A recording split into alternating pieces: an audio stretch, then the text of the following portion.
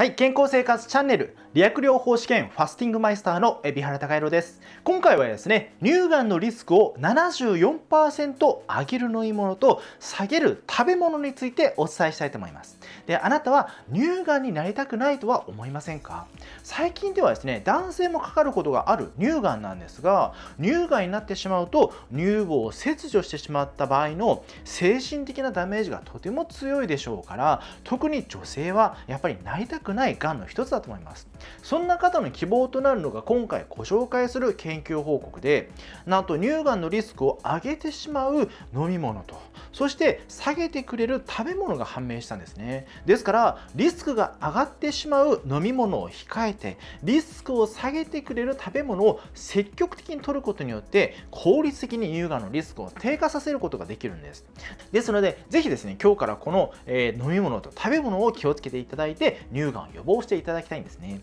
この動画をご覧いただくことで乳がんのリスクを上げてしまう飲み物を控えて、リスクを下げてくれる食べ物を積極的に摂ることで、あなたは乳がんを予防することができるようになります。逆にご覧いただかないと乳がんのリスクを変えてしまう食品が分からず対策ができないことになりますので、いずれ乳がんになってしまってから後悔してしまう危険性もありますので、ぜひ最後までご覧になってください。この健康生活チャンネルでは健康美容ダイエットに役立つ食事や生活習慣の情報をお伝えしていますので、お見逃しがないようにぜひまっすぐチャンネル登録をお願いします。で、あなたはですね、がん対策ってしているでしょうか？実はですね、日本人はがんの罹患率が年々増加していて、50年前には50人に1人という割合でがんだったのが、現在ではですね、14人に1人が乳がんになると言われていて、年間6万人以上が乳がんだと診断されているんですね。でまた日本では乳がんの死亡数も増加し続けているんですが、先進国の中ではがんの死亡数が増加しているのは日本だけなんですよ。なんで日本だけなんだろうというふうに思いますよね。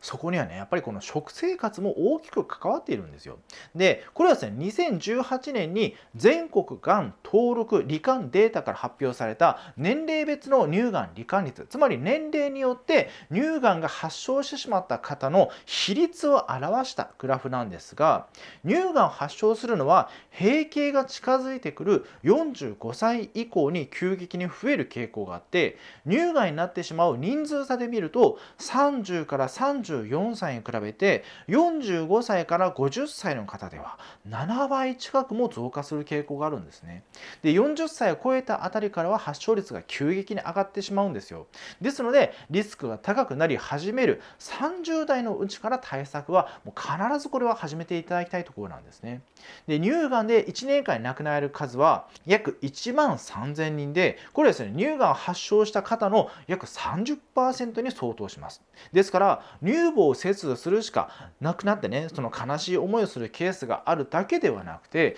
命まで奪ってしまうというとても恐ろしいがん、それが乳がんなんですね。ですからこの乳がんにはですね、できるだけなりたくないと思いますよね。私もできればそんな悲しい思いをしてほしくないですので、今回の研究報告が役に立つんです。で、これはですね、愛知県がんセンターがん予防研究分野と国立がん研究センターなどが共同で行ったものになります。この研究の対象者は日本で行われた大規模な8つのコホート研究のデータ、30代から60代の健康な女性15万8164人のデータを使って、飲酒習慣と乳がんリスクとの関係を明らかにするために解析を行いました。で、これほどですね、15万人というほどね、大人数のデータを解析した調査研究って日本では初めてなんですよ。ですのでもうこれはかなり最大規模と言っていいほど大規模な研究から分かったことなんですね。で、このその解析の結果ですね、閉経前の女性においてアルコールを飲む量が多いほど乳がんのリスクが比例して上がっていくという傾向が見つかったんですね。アルコールが乳がんのリスクをめちゃくちゃ上げてしまうということが分かったんですよ。でね、このアルコールは飲む頻度が多い方、そして飲む量が多い方においてリスクの上昇が見られたんですね。で、その実際の倍率についてなんですが、最もアルコールを飲む頻度が多いグループ、これは週5日以上飲酒をする機会がある方なんですけども、このグループはですね、全くアルコールを飲むことがないグループに比べた場合、乳がんのリスクが 37% も高いことが分かったんですね。ですからアルコールを毎日飲んでいる方だとですね、量に関係なく乳がんのリスクがめちゃくちゃ上がってしまうということが分かったんですよ。37%、約4割近くね、飲む頻度が多い方はこれだけ上がってしまうんですよね。だから毎日ですね、たくさん飲む方もいらっしゃいますけれども、毎日少しずつ飲む方もいらっしゃるじゃないですか。ビールをね、例えば1缶に満てないぐらいちょっと分けてもらう程度に飲んだ方であってもですね、この摂取頻度が多いほどこの乳がんのリスクというのは上がってしまうんですよね。でまたアルコールの量のところに着目するとですね、純粋なアルコール量が 23g、 これはですね、アルコールのね、ビール350ml にアルコールが 350ml 入ってるわけではなくて、ビールだったらね 5% じゃないですか、そのアルコールの割合がね。だからこの純粋なアルコール量を計算した時に 23g 以上飲んでいるグループではですね、全くアルコールを飲まないグループに比べて乳がんのリスクが 74% も上昇していることが分かったんですね。74% 上昇するとですね、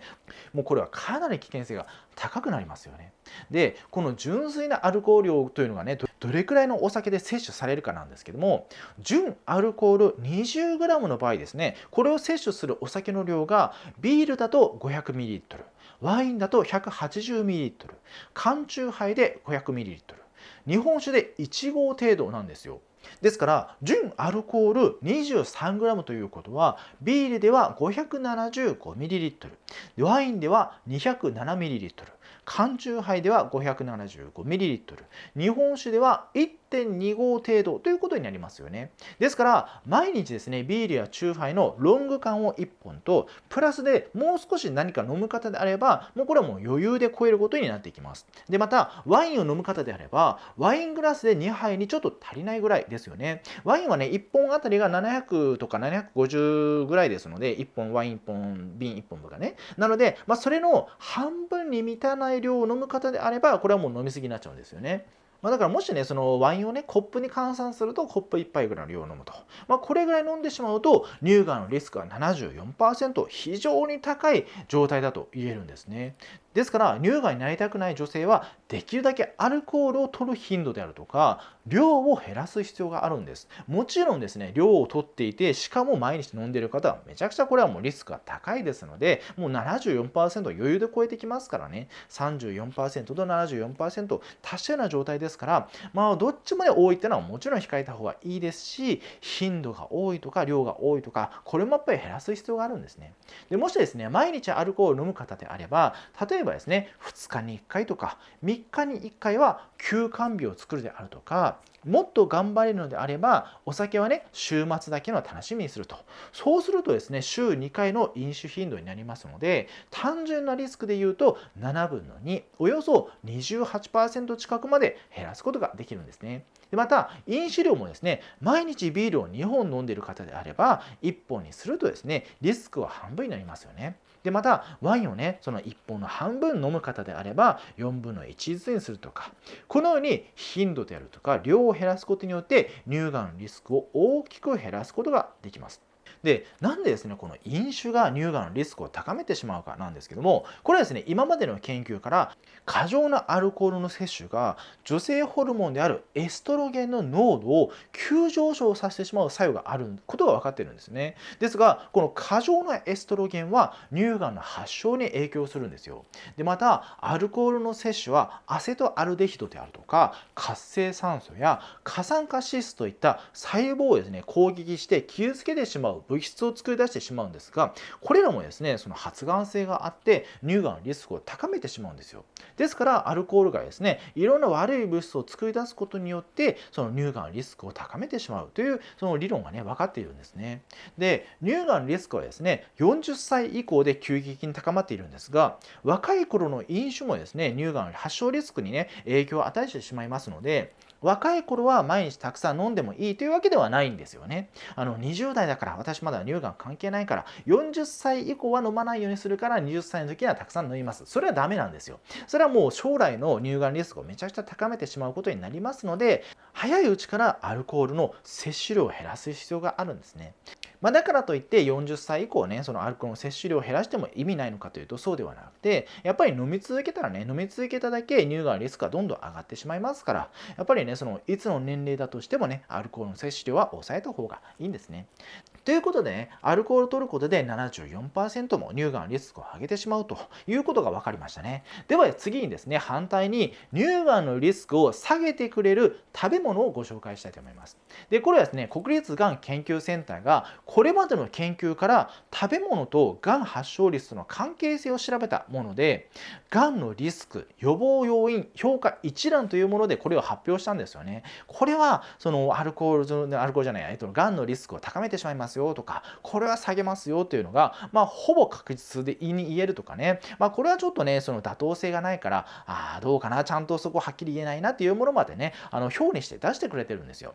で、この表の中でですね、乳がんのリスクを下げられるものってほとんどないんですよね。その国立がん研究センターが、その確実にこれは乳がんに効きますっていうのを発表しているものってないんですよ。他のね、がんに対しては、これは効く、これは効かないっていうのは結構書いてあるんですが、乳がんに関してはほとんどないんですよね。で、例えばね、野菜であるとか、果物とか、肉とか魚とか、牛乳であるとか、抹茶、コーヒー、カルシウムやビタミン C、カロテノイドなど、もう様々な食べ物、飲み物、そして栄養素に至るまで関連性を調べてくれているんですけども、国立がん研究センターの基準から見ると、もうこれは確実ですって言えるようなデータが揃っていない状態だと判断されて、ほとんどがですね、データ不足という評価になっています。しかしですね、その中で唯一ですね、乳がんの発症リスクを低下させる可能性があると評価されている食品があるんですね。で、それが何かっていうと、大豆なんですよ。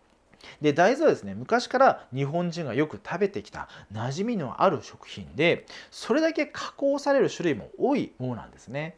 ですから大豆食べてるかなって思っているあなたであってもですね、もしかしたらちょこちょこはね、大豆を取ってるかもしれないです。で、大豆の食べ物としてはですね、例えば大豆を煮て食べる水煮であるとか、蒸して食べる、蒸し大豆であるとかね、あるいは枝豆などもありますし、お豆腐なお豆腐とか厚揚げとか発酵させるというすごい発想で作り出された納豆であるとか、大豆を発芽させたもやしであるとか、他にもですね、豆乳とかきな粉とかおから、味噌など非常に様々な食べ方がありますよね。で、このようにですね、日本人に最も愛されてきた食品がですね、なんとこの乳がんの発症リスクを低下させるという作用があるんですね。